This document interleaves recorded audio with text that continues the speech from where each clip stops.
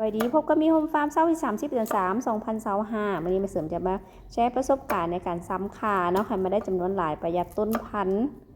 ประหยัดหัวพันธุ์มันเนาะเพราะว่าหัวคาถ้ามันนิดหน่อยอันนี้เขาซ้ำขายเนาะซ้ำขายต้องการซ้ำจำนวนหลายถ้าผู้ใดบ่ต้องการหลายเนาะกับซ้ำเป็นหัวเป็นเลยบ่เป็นอย่างเนาะอันนี้มาเสริมต้องการจำนวนหลายเนาะเขาซ้ำให้ลูกค้าเนาะลูกค้าเป็นจองหลายเพิ่นซะเขาจะมาฟันเนาะฟันเป็นท่อนประมาณ2 ข้อมือเนาะมันจะเป็นลูกสาวลูกชายเพิ่นมาซอยกันเวลาวันทิศเนาะมาซอยเรียกเฮาพันซอยกันเฮ็ดนี่เฮาซ้ำได้ประมาณ2 ข้อมือเนาะบ่ต้องย่านเนาะวังใดมีตาหรือว่าทั้งใดทั้งหัวตัวอ่อนตัวแก่ได้หมดเด้อ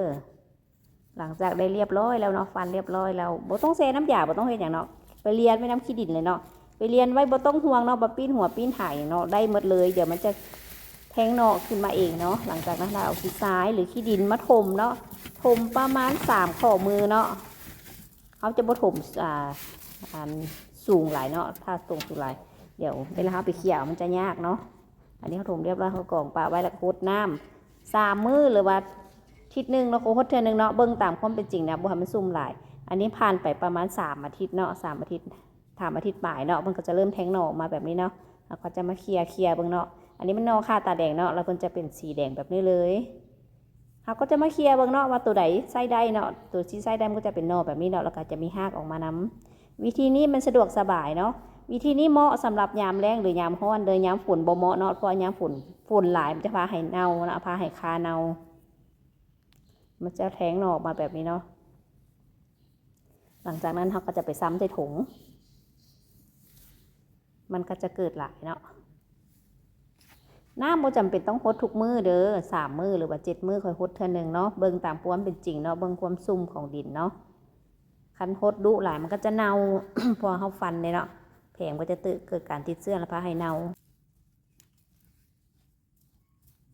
เฮ็ดวิธีนี้เนาะมันจะประหยัดเวลาแล้วก็ประหยัดต้นทุนเนาะพอเขาซื้อคามาแล้วเขาฟันเขาซ้ำเทื่อละ